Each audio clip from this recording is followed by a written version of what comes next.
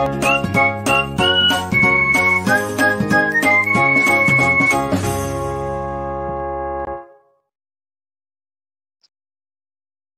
Everyone, welcome to my channel Medico Prime Education. तो आज हम इस वीडियो में बात करने वाले हैं कि नीट 2025 में किस तरीके से हमें प्रिपेयर करना चाहिए ताकि हम मेन एग्जाम में अच्छे से स्कोर कर सके। ठीक है, तो अभी आपको पता है कि कट ऑफ क्या जाता है। ठीक है, पहले क्या कट ऑफ जाता था, अब क्या कट ऑफ जाता है। उसी सिलसिले में हम लोग आज बात करेंगे कि हमें उस कट ऑफ को रेंज को पार करना है, कट ऑफ के रेंज को पार करना ताकि हमें गवर्नमेंट कॉलेज मिल सके। ठीक है, तो मैं आज बताऊंगा कि सबसे पहले उस कट ऑफ को पार करने के लिए हमें किस तरीके से तीनों सब्जेक्ट पे अपना दबदबा बनाना पड़ेगा। ठीक है, सबसे पहले मैं बात करूंगा फिजिक्स के बारे में। ठीक है, फिजिक्स में देखो, मैं फिजिक्स का जो सबसे सिंपल तरीका है वो मैं बता रहा हूँ।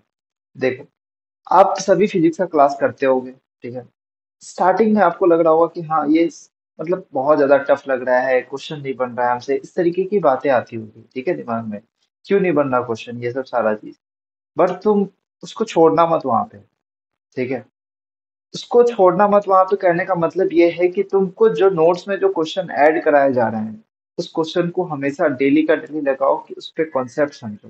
मेन चीज है फिजिक्स में कि कॉन्सेप्ट, अगर आपका कॉन्सेप्ट अच्छा है तो एक क्वेश्चन आपसे छूटेगा नहीं, ये मैं गारंटी देता हूँ। ठीक है, बाकी जितना ज्यादा प्रैक्टिस करोगे फिजिक्स और फिजिकल केमिस्ट्री के लिए उतना ज्यादा आपका परफेक्शन आता जाएगा। सबसे ज्यादा मोस्ट इम्पोर्टेंट चीज है कि आप रिवीजन कितना करते हो। ठीक है, तो मैं ये बता रहा था सबसे पहले फिजिक्स का। तो फिजिक्स में मैं ऐसा आपको बताना चाहता हूँ कि फिजिक्स का अगर आप क्वेश्चन कैसे अटेम्प्ट करोगे, उसके लिए आपको कॉन्सेप्ट आना चाहिए, फॉर्मूला याद होना चाहिए। ठीक है, तो हमें कॉन्सेप्ट तो समझ आ जाता है लेकिन उस कॉन्सेप्ट के बाद हमें फॉर्मूला याद नहीं रहता। तो उस फॉर्मूला को याद रखने के लिए हमें फॉर्मूला सीट बनाना पड़ेगा। अब वो फॉर्मूला सीट अपने हाथों से बनाओ, कहीं भी किसी कोचिंग का मत डायरेक्ट उठाओ। ठीक है, अपने हाथों से बनाओ। अब वो भी बनाने, अभी देखो अभी स्टार्टिंग है, अभी स्टार्टिंग में तुम स्टार्ट किए होगे, या फिर ड्रॉपर हो या फिर 11th हो में हो या फिर 12th में हो, स्टार्टिंग में तुम्हें फॉर्मूला सीट बनाना इंपॉर्टेंट है क्योंकि ये तुम्हें लास्ट में बहुत ज्यादा हेल्प करेगा। ठीक है, और एक मैं फैक्ट बता दूं कि जो मोस्टली जो क्वेश्चंस आते हैं वो डायरेक्ट फॉर्मूला सीट पे आते हैं। ठीक है, डायरेक्ट फॉर्मूला सीट से ही क्वेश्चन आएगा कि हाँ formula, direct formula based question आता है। कुछ ऐसा क्वेश्चन होता है असर्शन रीजन स्टेटमेंट वाइज वो जिसमें आपके कॉन्सेप्ट लगती है। ठीक है, तो हर बनाना नहीं है, अभी टाइम है 1 साल, और पूरा पॉजिटिव माइंड से स्टार्ट करो। ठीक है, जो कुछ भी हुआ यहाँ पर मैं पेपर लीक वगैरह वगैरह सब, बट अपन का स्कोर कम है तो फिर उनको स्टार्ट करना पड़ेगा फिर से। ठीक है, जिसका भी 500 से ऊपर है तो उसको पॉजिटिव एनर्जी के साथ स्कोर अच्छे से करो, बाकी तो ठीक है, ये आप पे डिपेंड करता है। तो हम मैं ये तक कहना चाह रहा हूँ कि जो आपका स्कोर है वो स्कोर और ज्यादा लिफ्ट कैसे करना है। ठीक है, ये सब छोटी छोटी बातें हैं जो कि नहीं समझ में आता है ना। फॉर्मूला शीट बनाना इंपॉर्टेंट है फिजिक्स के लिए, तभी आप फॉर्मूला याद रख पाओगे ज्यादा टाइम के लिए। फॉर्मूला शीट कैसे बनाना है, देखो मैं अभी शॉर्ट में बता दे रहा हूँ, बाकी मेरा वीडियो अपलोड है how to make formula sheet, आप जाके देख सकते हो, बहुत अच्छा तरीका मैं बताया हूँ उसमें। लेकिन अभी मैं शॉर्ट में बता रहा हूँ कि आप जब पूरा टॉपिक पढ़ते हो, जैसे आज पढ़े electric field due to the sphere, तो वो जो टॉपिक है वो टॉपिक आज उसी दिन उस टॉपिक को ऊपर में नोट डाउन करो टॉपिक को। ठीक है, अब वो टॉपिक को नोट डाउन किए अपन।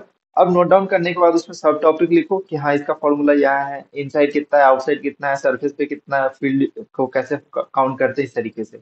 तो उस तरीके से डायरेक्ट डायग्राम बनाओ, इतना थ्योरी नहीं लिखना, जितना आप नोट्स में लिखना है वो लिख चुके हो। ठीक है, आपको बस डायग्राम बना के और उसमें वो लिख देना है, बस उसके बीच में ग्राफ बना देना है। इस तरीके से आपको फॉर्मूला शीट बनाना है। ठीक है, सबसे पहले पेपर लो। ठीक है, या फिर एक सादा पेपर लो, उसको बीच से डिमार्केट कर लो लाइन, और एक साइड लिखो इस साइड लिखो, इस तरीके से। ठीक है, अब जाके देख लेना, बाकी इस तरीके से फॉर्मूला शीट इंपॉर्टेंट है बनाना। ठीक है, बाकी हाँ, क्वेश्चन आप जितना प्रैक्टिस कर सकते हो लेकिन आप एक लेवल से स्टार्ट करो। थोड़ा सा जो लेवल लो होता है ना वो आपका नोट्स का लेवल होता है। नोट्स में भी कुछ अच्छे क्वेश्चन ऐड कराते हैं, जिस तरीके से टीचर के अकॉर्डिंग अपने टीचर अपने अकॉर्डिंग क्वेश्चन कराते हैं, उनको पता है कि हाँ इस तरीके से क्वेश्चन आते हैं तो वो इस तरीके से अपने नोट्स में ऐड कराते हैं। तो वो आप छोड़ के ही मत जाओ, एक एक क्वेश्चन नोट्स का आना चाहिए।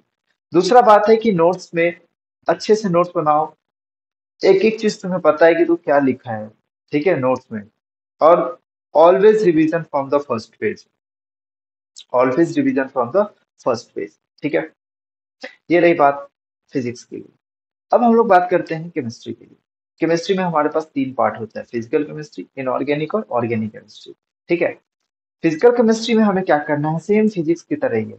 इसमें फॉर्मूला शीट बनाओ, टोटल क्वेश्चन फॉर्मूला बेस्ड पे आते हैं, ज्यादा दिमाग नहीं लगाना है।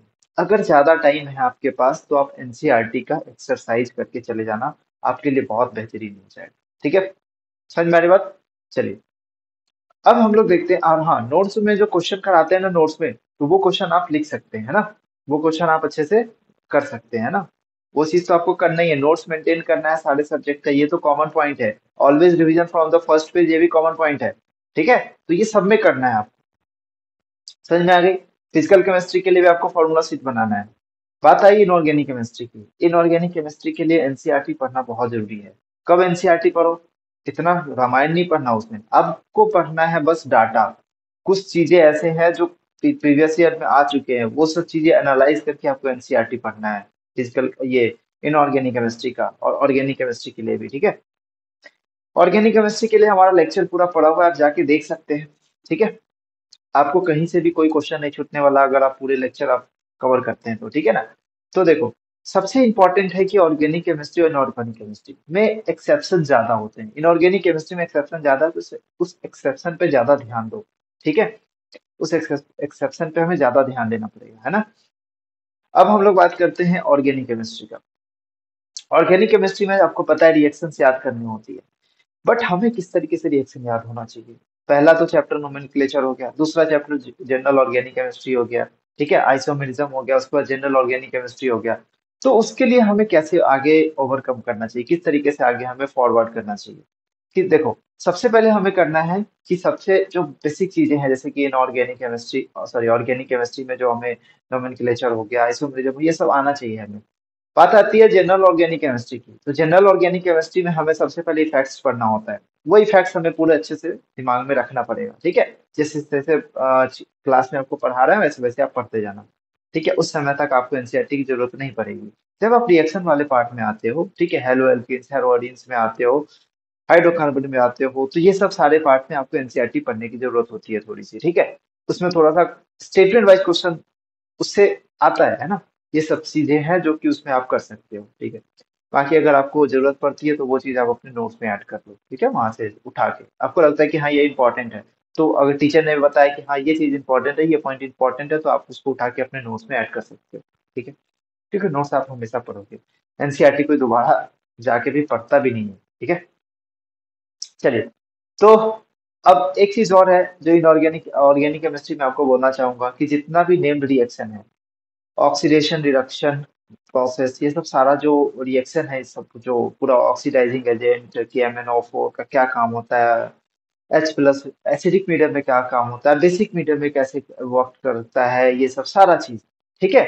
एल्कीन पे कैसे वर्क करता है, साइक ये क्या कहते हैं इसको, बेंजीन पे कैसे ऐड करता है, बेंजीन लाइक कंपाउंड, तो ये सब सारा चीज आपको वहां पर में आपको ध्यान दे के थोड़ा सा समझना पड़ेगा, है ना। तो इस तरीके से आपको फॉर्म उसमें क्या करना है, आपको सीट लो, नेम रिएक्शन लिखो, क्योंकि नेम रिएक्शन पे डायरेक्ट क्वेश्चन आते हैं, ठीक है। ABCD टाइप का क्वेश्चन जो होता है ना, वो क्वेश्चन आ सकते हैं, है ना।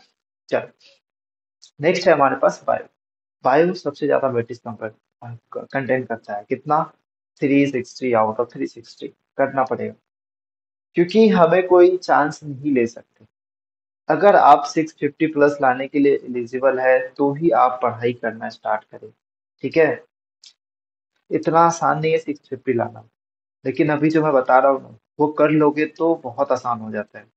और इतना आसान नहीं है ये चीज सारा फॉलो करना, उसके लिए डेली 6 घंटा 7 घंटा बैठना पड़ता है आफ्टर द क्लास। तो मेरे कहने का यही मतलब है कि आज मैं जो दिखा रहा हूँ प्लान फॉर D2025, इसका मेरा कहने का मतलब यही है कि हमें अपने पर किस तरीके से अपना शेड्यूल बना के पढ़ना पड़ेगा, ठीक है। और किस तरीके से हमें सब्जेक्ट को मैनेज करना है, समझे। किस तरीके से हमें सब्जेक्ट को मैनेज करना है वो ज्यादा इंपॉर्टेंट है। एनसीईआरटी हमें बहुत इंपॉर्टेंट है बायो के लिए बहुत ज्यादा इंपॉर्टेंट।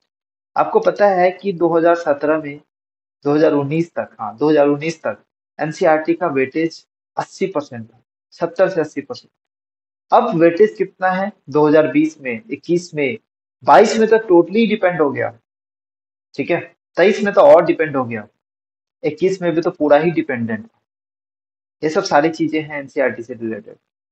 ठीक है, और किस तरीके से आपको एनसीईआरटी को फॉलो करना है ये मैं आपको इससे पिछले वाले वीडियो में आपको बताया हूँ, हाउ टू रीड एनसीईआरटी। आप मेरे चैनल पर जाके देख सकते हैं। तो जो एनसीईआरटी है बायो का, तो बायो का एनसीईआरटी के लिए मैं मेरा वीडियो अपलोड है, वहां से आप देख देख सकते हो। ठीक है, तो हमें क्या करना है, बायो के लिए लेक्चर देखना है, नोट्स बनाना है और एनसीईआरटी फॉलो करना है। ठीक है, ये ज्यादा इंपॉर्टेंट। और जो एनसीईआरटी का पॉइंट है वो आपको नोट्स में ऐड करना है। और always revision from the first page. समझ में आई बात? ट्राई करना, अच्छा लगे तो वीडियो को लाइक करना और शेयर करना। ठीक है, और ज्यादा से ज्यादा अपने दोस्तों को बताओ इस वीडियो चैनल के बारे में। ठीक है, हमारे चैनल पे सारा चीज कंटेंट अपलोड है, आप जाके पढ़ सकते हैं अगर आपको रिसोर्स का कमी है। ठीक है, फ्री में सारा चीज यहाँ पर मैं सब कुछ बायो से रिलेटेड ही सब कुछ अपलोड है यहाँ पर में। ठीक है, तो आप यहाँ पे जाके पढ़ सकते हैं। चलिए मिलते हैं हम लोग नेक्स्ट वीडियो में। Thank you so much.